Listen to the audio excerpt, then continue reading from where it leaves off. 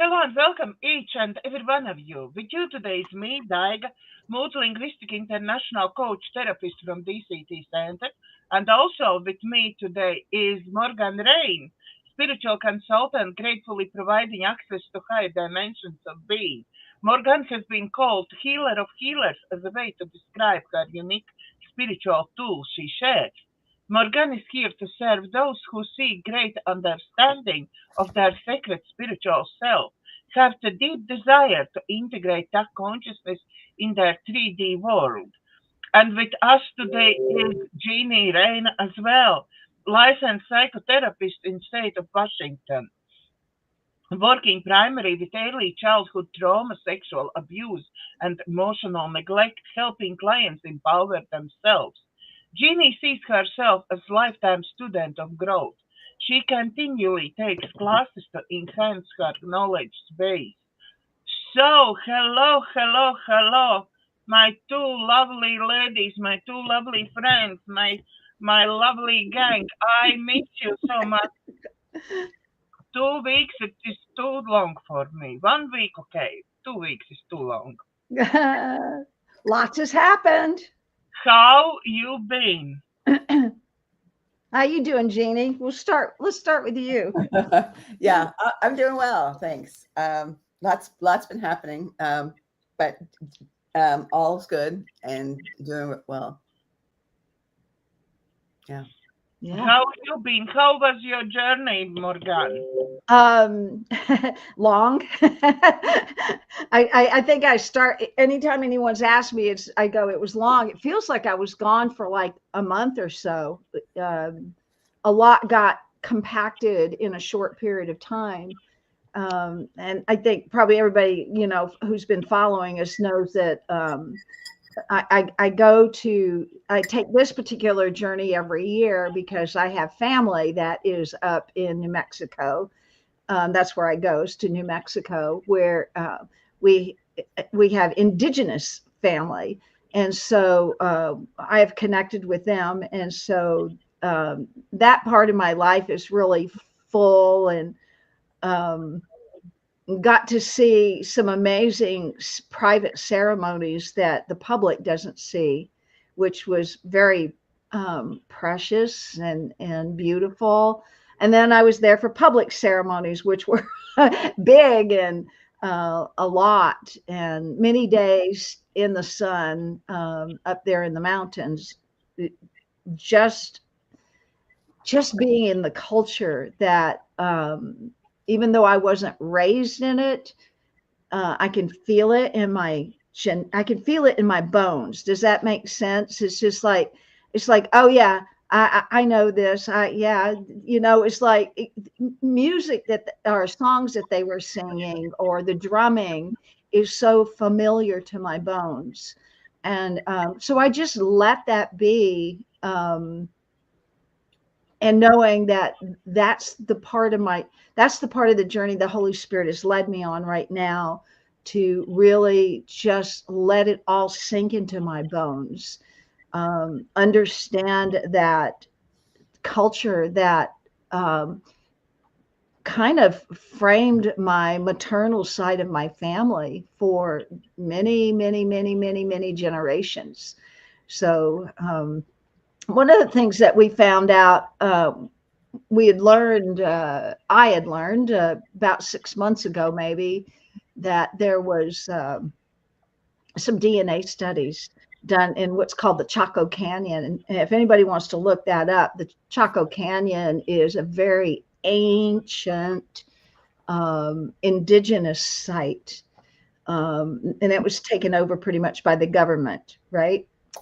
In the culture of the Picaris people, which is where my maternal line comes from, um, there is an oral tradition that they fled the Chaco Canyon hundreds of years ago, and that they were Chacoan.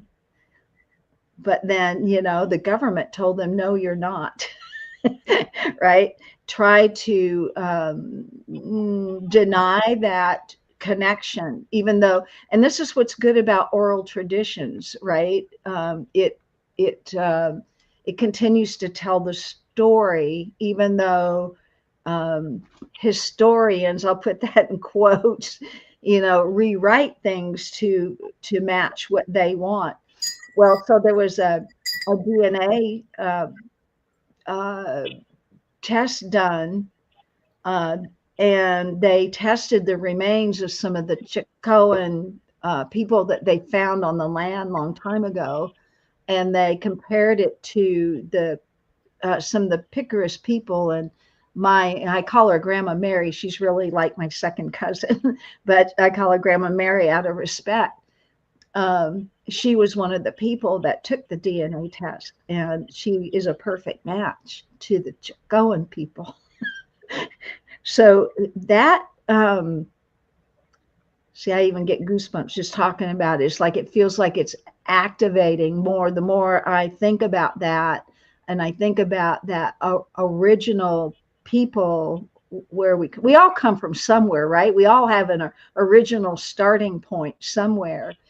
And what I know is, when we look at our ancestry, and when we look back at where we come from, you can get, for myself, I have gotten, and I've seen other people who have gotten, made a lot of sense out of their lives and understand why they think the way they think, why they do the things they do, why they eat the things they eat.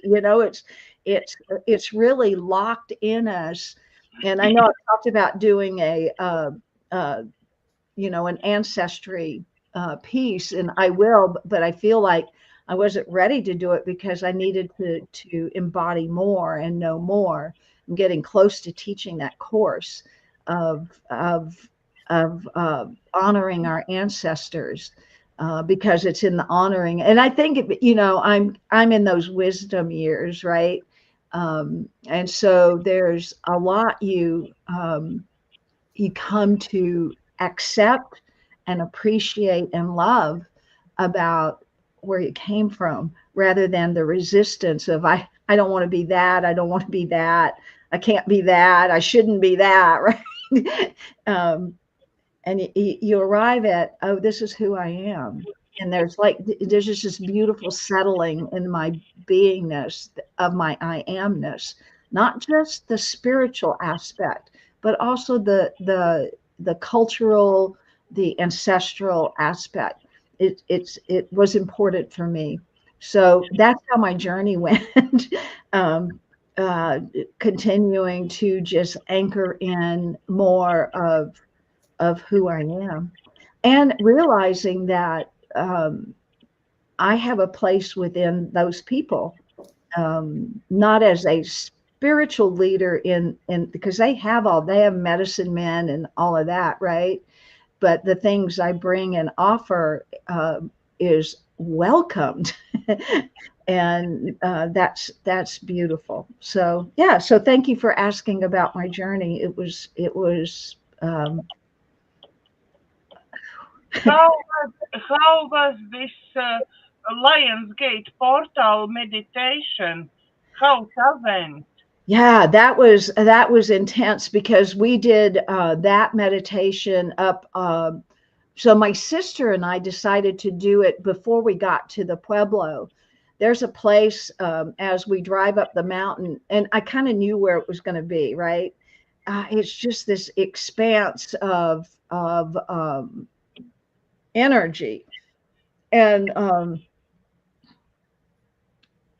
we actually had taken photos too. And what was really interesting, when we looked back on the photos, there's orbs all in the photos. And I think I sent Jeannie. Did I send you in the You didn't send anything to me. Yeah. Okay. No. There's a photo where there are just so many orbs, and it's so there's the recognition of there's an opening, right? And what does that mean, right? It's like, so there's an opening, so there's a portal opening, so what does that mean for you, right? It just is an alignment with your frequency.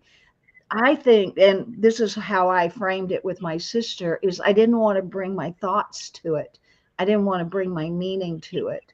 I just simply wanted to bring my presence to it, and allow whatever it is to just continually unfold me without my egoic intention or any of that. And it's really hard to because you want to apply a meaning to it, um and so for me, I think that it just continued to open because it's all personal. We all don't get the same experience of what it is. It's where we are in our own personal growth. And for me, I think it just allowed me to more sink deeply into really who I am. Again, not just on that spiritual level, but on that physical level, and be in acceptance of that. For a long time, I've denied physicality. I did not want to be in physicality. And now I love physicality. It's beautiful, right? We're brilliant in incarnating into this physicality to have all these experiences. And so again, I think that for me, it just really aligned me in all aspects, not just that. It's easy for me to go off into that spiritual aspect, but anchoring that into the physicality is what's important. Yeah, I like what you said about sinking into your bones. Because as you said it, I really got the impression of you really taking in the moment of where you were and what you were doing, and you mentioned it several times as you talked. And there's a real grounding in that and being really present. And I had a lovely evening last night with my neighbors who who everybody had stories about everybody else, and we all got together like spontaneously and just sat for hours and talked. And it was like I was sinking into my bones with it, just being present and just being grateful that everybody was coming together in harmony. And it's just beautiful. The more we can do that, be present and sink into our bones and take in the beauty about life. It's just so, it's where we capture it and remember it in our bones. Yeah. Yeah.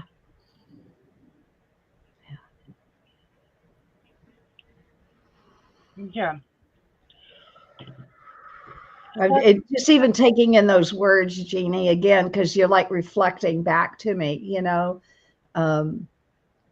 how important those words are, because I think that when we're operating out of the ego, we don't tend to do that piece. We don't tend to be so present that it's the experience within our own bones. It's like we run off with that head energy, right? And it's like, no, don't go there, right? And it takes us from being grounded in the present moment to so you got to have that with your neighbors, just being present. And what I notice, I know I've taught listening exercises in the past. Those are so powerful because what usually happens with people is that as someone is talking, they're already planning a response. So while they're planning a response, they're not being fully present to what the experience is. They're off in their own. Yeah. Yeah. I actually like my very, very first technique of what my teacher was asking us to do in counseling psychotherapy course was ask questions to people. Yeah. listen to them, but don't give out absolutely nothing from yourself. Yeah, even if they ask something, turn this question turn around to actually deeper ask about them and their experience and so on. Mm-hmm. So I done this for quite some time, and for me now, thank God, is quite easy. It comes easier to be in the moment. And when we're doing this show, yeah, I'm listening to you. I'm sort of see you there. I am there. Yeah. When you ask me questions and something, I'm like, okay, what I need to say now. I'm like coming back. Yeah. You know, those questions are so important. That's a part of curiosity. So if again, I love little kids, right? Because they continually ask the question, why or how or what's that? You know, it's like this always being present to learning, right? Adults aren't there so much anymore. They think they know it all. They think they have all the answers, but the truth is all the what they think and all those answers that they have are based on everything from the past. So they're not anchored in the present moment. They are accessing all their good knowledge from past rather than being present to the moment. And in the present moment indwells the presence of the Holy Spirit. And the Holy Spirit is the omniscience, the all knowing, right?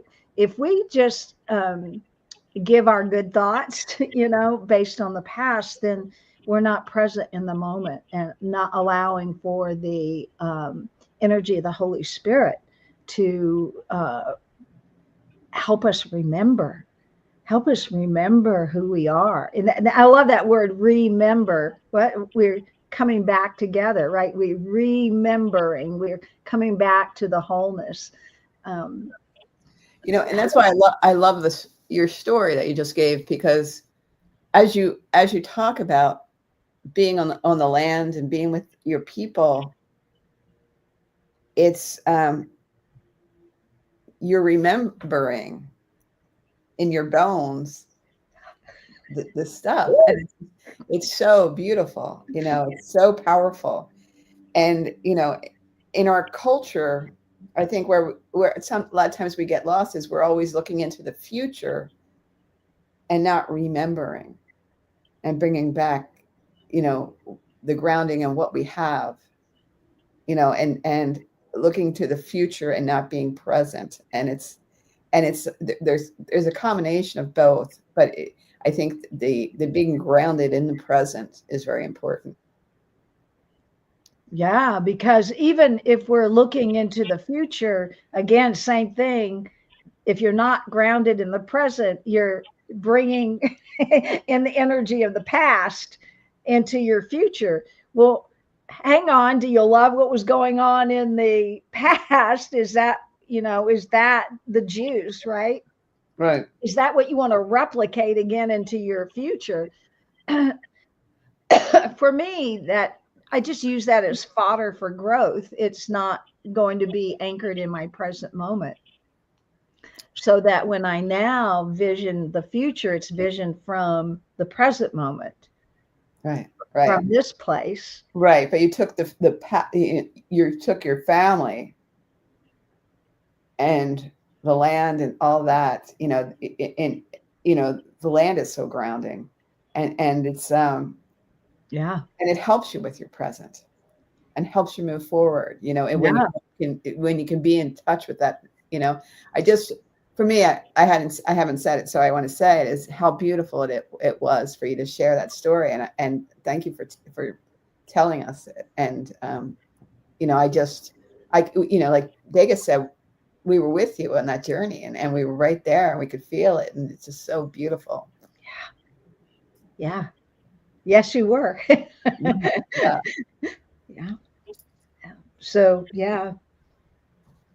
So that was my journey. I mean, there was a lot, and that's like my maternal side. And then I had an aspect that was my paternal side that I got to experience as well, from a nephew I had not ever met before, from a half brother I have, who I'd never met before either, but I did know he existed.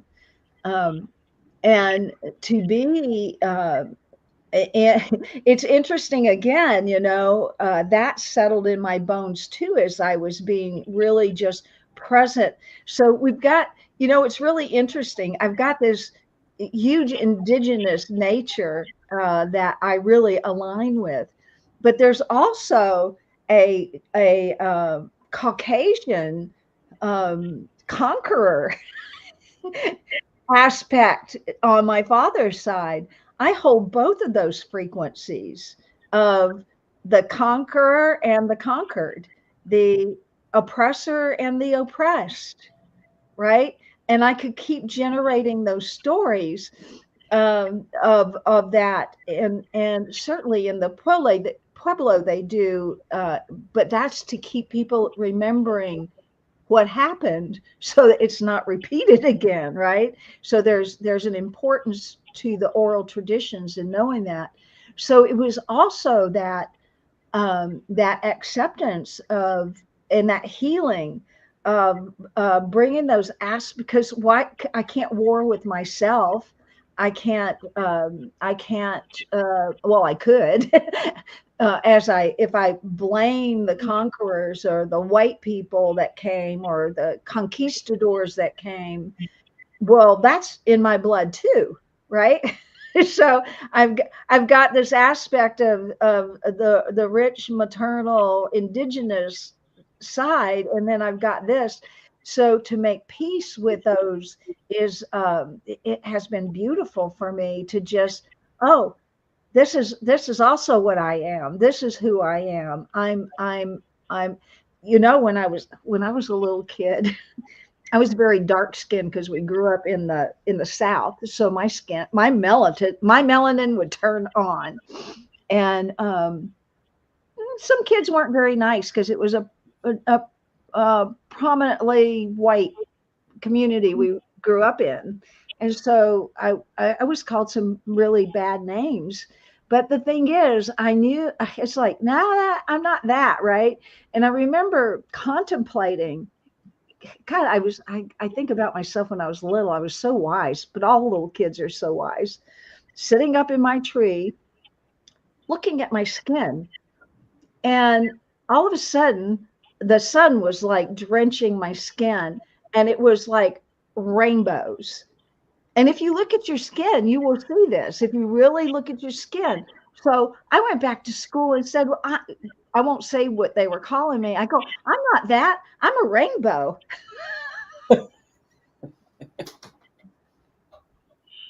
That's great. Because I am. I'm a rainbow. I'm many things, Most of us are many things. Children. I love it, I'm still a rainbow. Anyway, so yeah, so it's both of those things, and the integration of those things, and the acceptance and the appreciation of the journeys of all those people that brought me to where I am today. I actually reviewed a little piece that when I'm going to teach the ancestry piece. Making peace with our ancestors is what I'm calling it. It's like I think it's in 7 generations. It takes 4,000 and some number of people to get to who you are. Wow. Think about that. All them people to get to you. We're pretty amazing if you really think about it. See, I'm getting excited about teaching that class. I guess I better finish it. Yeah, one of the things I noticed when I talk about the conquerors and the oppressed, the people who oppressed other people, the conquerors, it seems like a positive word in a sense where, like growing up, conquerors were, the powerful people, they were the people. Like, it's funny how you get, I'm just realizing how you get, culturally, you get swayed about certain words, and for me, I had conquer as a positive word, but as I've grown up, I see it as an oppressor that doesn't, like, you can't do to somebody else what you don't do to yourself first. And I feel like the people who were, the indigenous people who were conquered, they've held on to their tradition, and they live, and I mean, this is my personal opinion, but I feel like they live more in their hearts, and they're more authentic than the conquerors, because the conquerors are more external, and it's about what they have and material and all that stuff. And it's like, who really won? It's a question. Yeah. It's really funny. There's a little story that my Uncle Mike tells about the conquerors that came, right? Mm-hmm. Well, the conquerors thought that there was so much gold and silver that they built their buildings with it, right? Because all the buildings at the Pueblos glisten.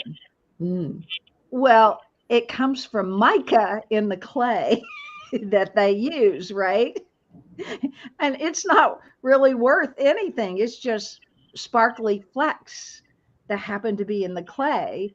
And so they came after something that they thought these people had and that they wanted. And then it was not at all that. So it's interesting what people will go after. That's why it's not good to go after go after the wealth, right? That's what they were trying to do, is take what people had. Yeah, at all costs. At all costs. Yeah, right. And I think they paid I think their souls have paid the highest price. Yes. For that. Because we're still here, and we're still smiling, and we're still practicing love. And I don't know what they're doing, but I know for me, that's for me, it's going to be about continued integration of the aspects that I am. It's no mistake I arrived who I am. It's no mistake how Jeannie or Dega arrived at who you are. All those parts of you, all those thousands and thousands of humans that it took to have us arrive here. To me, that's exciting to think about it. We got 4 grandparents, 8 great grandparents, we 16 great, it's like we can go back and extrapolate all the humans that it took to bring us to this present moment. And their stories and their energy, all that's alive, and it's in your bones. It's in your bones. Mm-hmm. And we are the dreams that our ancestors dreamt. We are. We're either a dream or a nightmare. So let's be the dream of our ancestors that dreamt of a world where we were free and everyone has what they need and there's peace. Those are the dreams I want to follow and activate in my bones. So making peace with both sides. There's no victim, there's no victor. It was just a natural process of becoming, and here I am, just like each of us. Here we are.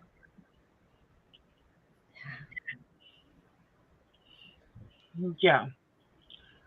Hey, Sounds Dana, you said you had something you wanted to read to us. Is this a good spot to read? I've been so much in what you've been saying, I forget about it. Um, okay. The universe doesn't make mistakes. Your path, your timing, your card. It's all purposeful. The plot twists in your story aren't accidents, they are alignment. Every not yet is protecting you.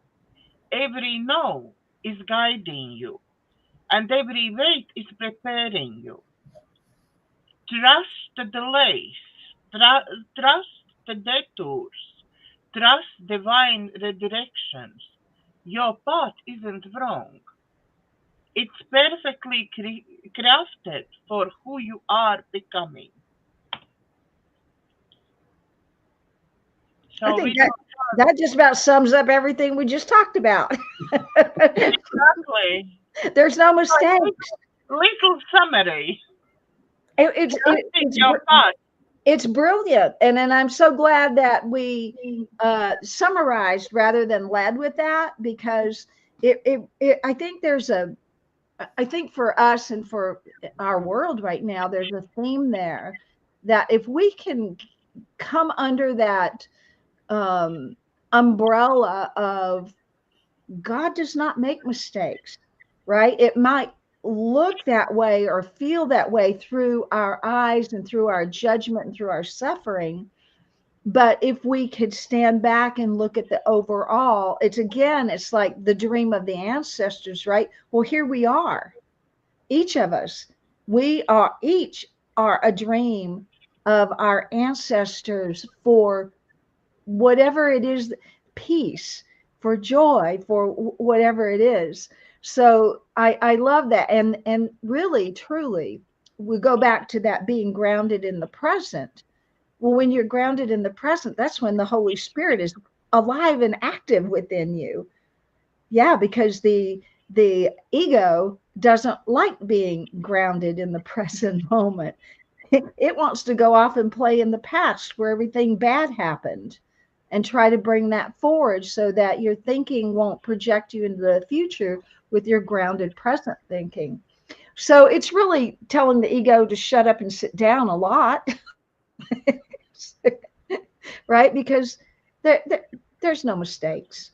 Um, we are each here where we are for, as I say, for divine and holy purpose. Yeah. Yes, and I find very interesting.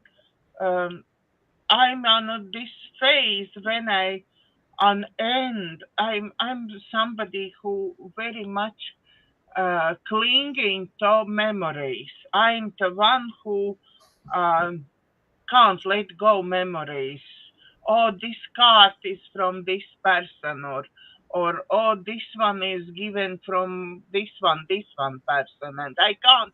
For me, it's very difficult to throughout things which one is given me. Not I don't have any purpose for those things, but this person is given to me, Tavan and Tavan, or this reminds me of this one and this one, and for me it's very difficult. But now, Well, I have a beautiful reading for you from today's.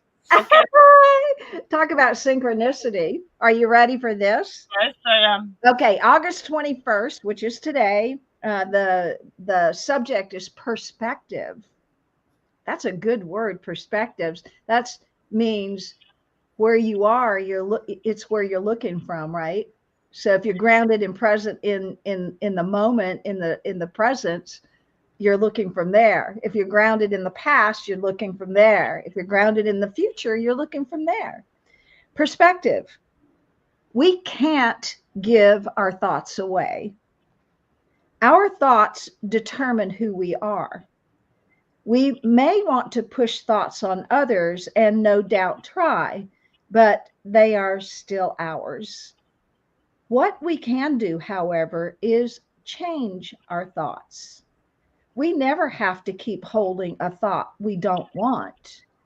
let's say we think a friend has been disparaging us behind our back. We are obsessed with worry and maybe anger. We're afraid of a confrontation, so we keep mulling it over in our minds. How can we get beyond this thought short of approaching our friend? Not surprisingly, the Course has a solution. Recognize that thoughts which attack, whether real or imagined, are a call for love. Perhaps we aren't willing to offer love or forgiveness when we feel someone has hurt us, but we can decide to give up our own attack thoughts with the help of God. We give them up in the process of changing them, and we change them by asking for a better vision of the situation. A more positive perspective may not come immediately, but that's because the ego still wields control. Be patient and ask again. And the affirmation is, I will look at what I'm thinking today and make better choices if I'm not happy.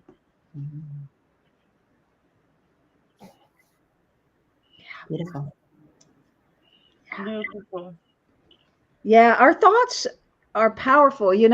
Way back in the day, when I was studying the science of mind work, one of the things that just really appealed to me was change your thinking, change your life. Right? That's still true. It's so true. How we think about something is what we create. And if you don't like, and there again, that's not being anchored, because all those thoughts are from where?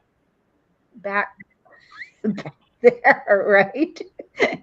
And then we got feelings and emotions and decisions we've encapsulated around that thought, which makes it really hard to let go of the thought sometimes. Anybody else been there? Right? So we just get this thought, and then we get our butt hurt feelings all around it, and then we make decisions based on that, and got more thoughts and more feelings, and it becomes a real nugget of something that doesn't work for us. And it was all based on an initial thought we had.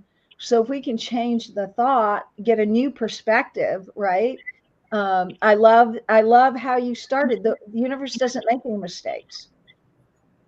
Just no mistakes, right? If we can just get under that umbrella and go, whoa, okay. And then, and then that forgiveness work we talk about and we teach, it's so important to, just because you had a bad thought and because you held something for so long doesn't mean that now you get to punish yourself about it. I want everybody to hear that. Just because you were wrong about something doesn't mean you get to punish yourself about it. So that's where the forgiveness work comes in. It's like, okay, I had that wrong thought. I had that wrong feeling about that. Can I let that go? And you can with the help of the Holy Spirit, not the help of the ego, because it will never want you to let that go. That's its job, to keep you in check, right? Keep you in lower frequency. But when we make that decision to hand it over to the Holy Spirit, here, you take this. This isn't mine. I give this to you to help me lighten my heart, help me get into a better perspective. Choosing to see a better perspective is it's like me deciding about when I had that realization I'm both of these worlds, right? I could come into my indigenous side, could get really upset about my, my white side, and my white side could get into, whatever it does, right? But then I'm at conflict within myself. To have a better perspective would mean that it took all of those people to create me. And here I am to create peace with all those aspects, to offer forgiveness to all those aspects, because they're alive in me. And so offering forgiveness is definitely a different perspective of having to be right or having to be wrong.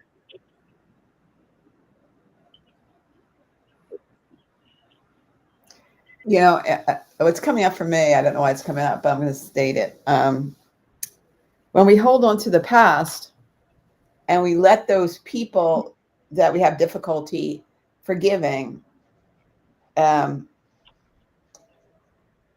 stay in our mind, they're actually keeping us down. I mean, I say they are, but we are. We're doing that. The thought is, yeah. But the thought is, and it's only when we can let go of the anger and the wrongness of it, you know, and just, you know, accept it for what it was. It was a time in our lives that we can, once we can get past that, there's so much joy and peace, you know, and it's so many people hold on, you know, and I've done it myself, but hold on to the past as though it's still present, and it's still present as long as we allow it to be.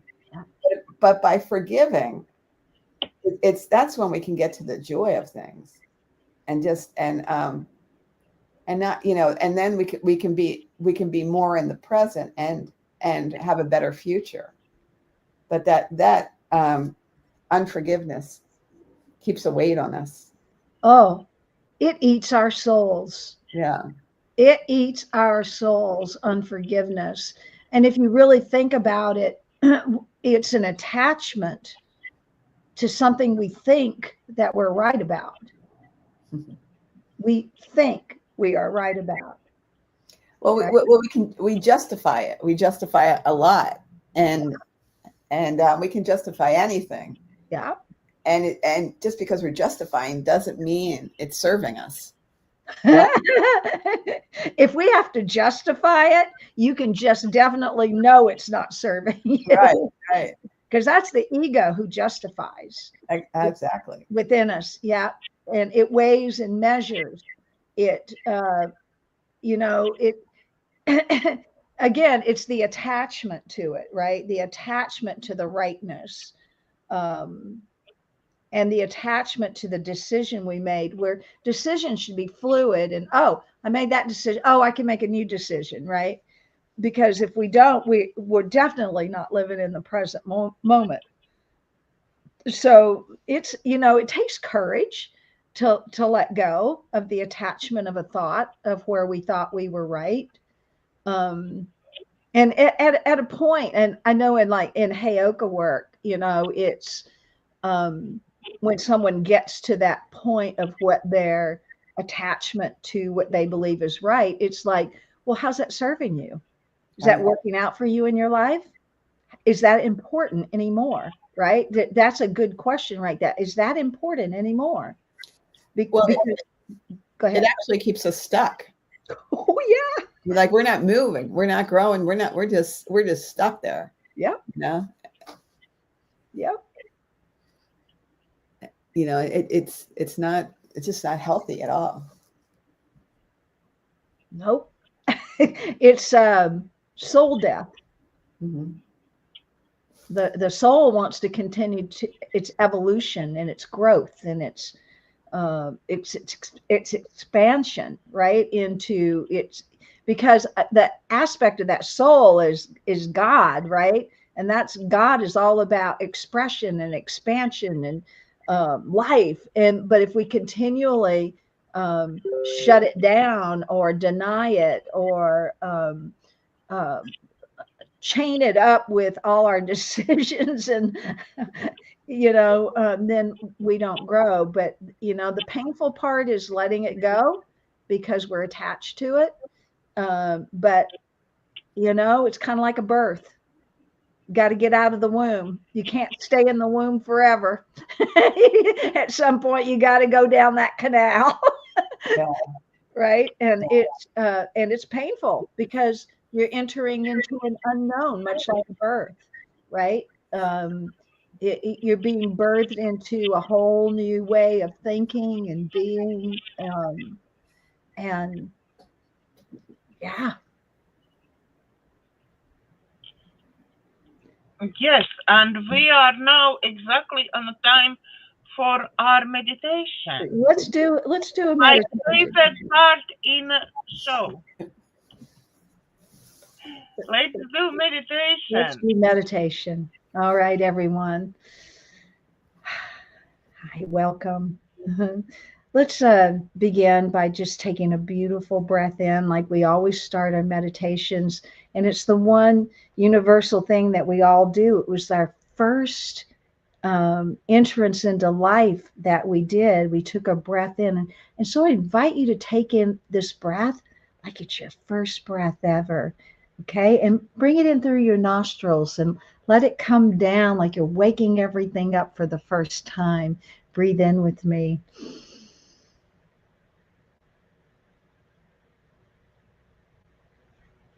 And let that breath just open and expand your lungs.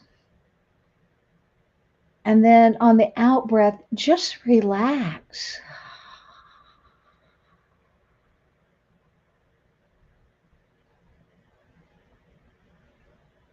And I invite you to do this one more time.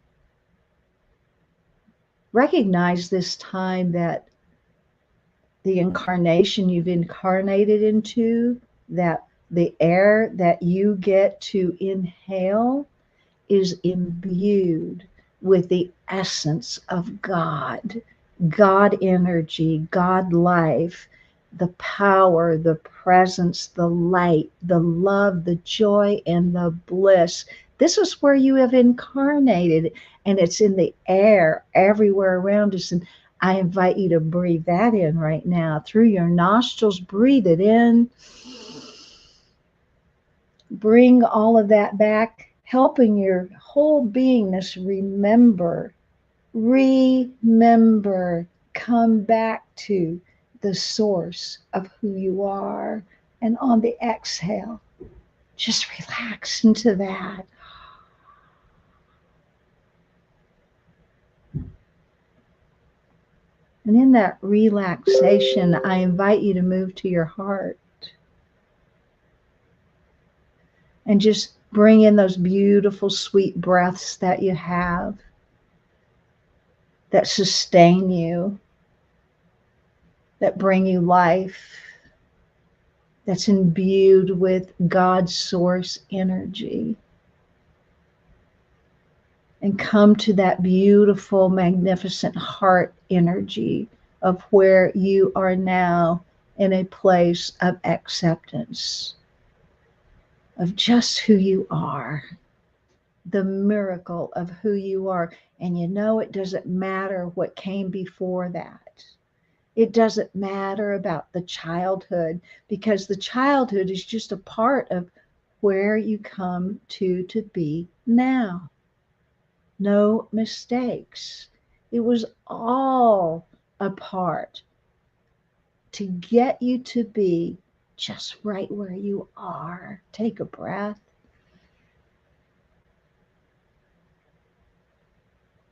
And affirm with me, I am in my perfect place now. And breathe out and relax into that new thought. I am in my perfect place right now.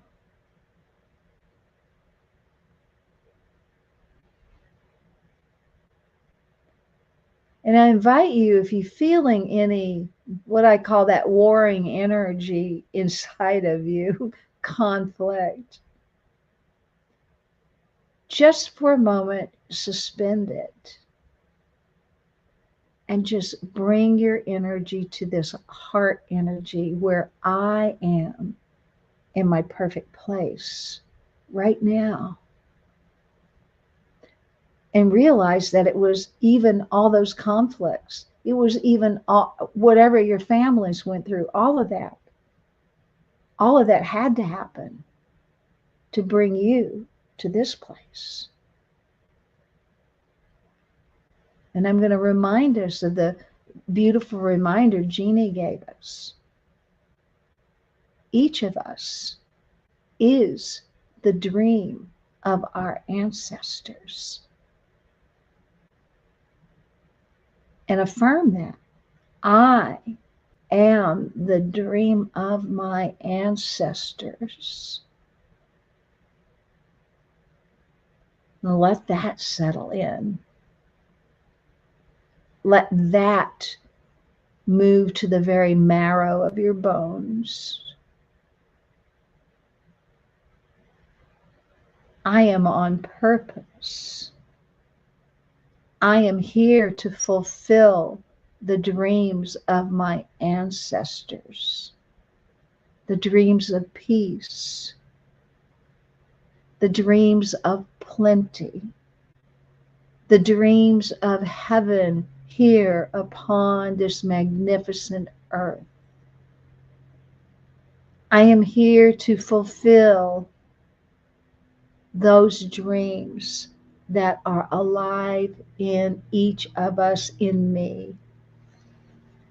Just breathe in and relax with that.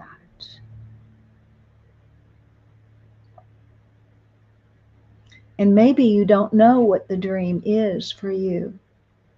Maybe the dream is just your presence, your frequency, your capacity to overcome.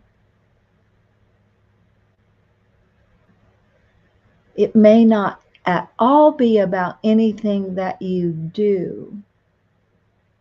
It is all about who you are.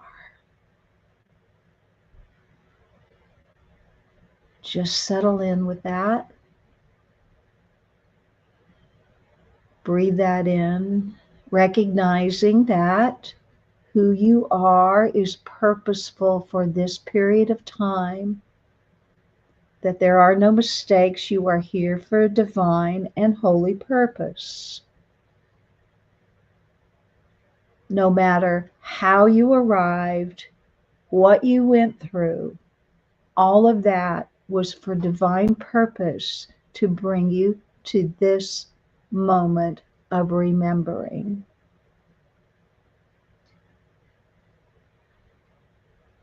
And just relax into that. And throughout your day and the days that follow, come back to the heart where you can so easily now access the Holy Spirit, to ask now for your guidance, to ask now for more softening of your heart if your heart has been hardened, to ask for right direction. It's all there for you to ask, to lean into the power and the presence and the life of where you come from, the divine, the Holy Spirit, God, Creator, Great Spirit. And as you just settle into that,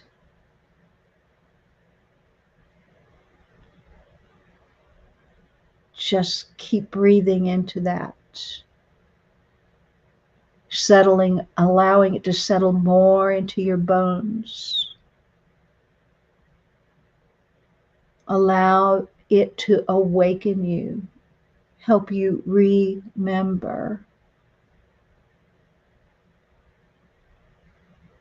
Because the truth is, we don't come from that human or that human. We come from the Holy Spirit. But our experience on this planet has been our journeys as humans, all on purpose. Every bit of it, to assist us in remembering our true origin, our true origin. And as we awaken and remember our true origin, We breathe that into the flesh and the bones of our physicality, into the histories that run in our bones, the cultures that have influenced our lives, bringing it all back to equilibrium, bringing it back to balance.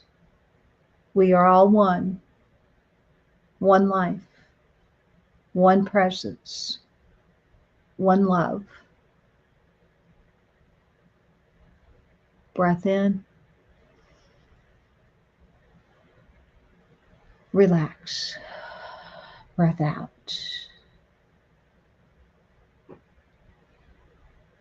And so, beloveds, I leave you with this message.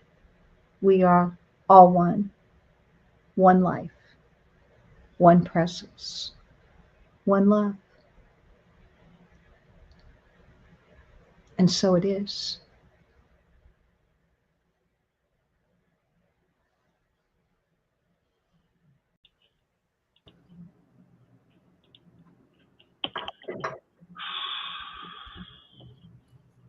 Thank you so much. It's beautiful. Thank you, thank you, thank you. Well, still, for me, it's very difficult to speak after meditation. Jeanne, maybe you want to say something. Just what a beautiful day it was today. And thanks everyone who joined us. And I look forward to seeing you guys next week. Thank you, thank you, thank you. Thank you, everybody who watching now, and thank you, everybody who will be watching. Please, if you like what we do, like, share, subscribe to my YouTube and Rumble channels, so we can reach many, many more people with this beautiful wisdom. And hopefully everything will be fine, and see you next week. God bless.